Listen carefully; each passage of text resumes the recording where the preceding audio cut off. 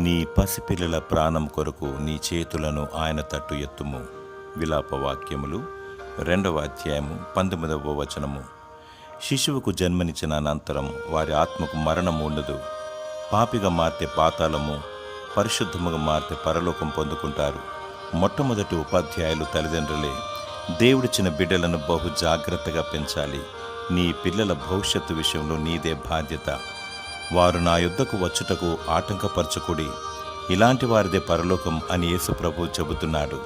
2018 సంవత్సరాల క్రితం మీకోసం మీ పిల్లల కోసం ఏడుడి అని సెలవిచ్చాడు. నీ బిడ్డల కోసం కన్నీరు కార్చాలి. వారి భద్రత, క్షేమము, కాపుదల కొరకు మరియు వారి రక్షణ కొరకు ప్రార్థించాలి, గోజాడాలి. కుటుంబ ఆరాధన, సంఘ సహవాసం, సమాజానికి సహాయం చేయడం అను విషయాలను బాల్యం నుండియే బోధించాలి. వేకువజాముననే లేచి నీ పిల్లల కోసం స్తుతించి ప్రార్థించాలి. దేవుడు నిన్ను నీ కుటుంబాన్ని అత్యధికముగా దీవించునుగాక. ఆమేన్.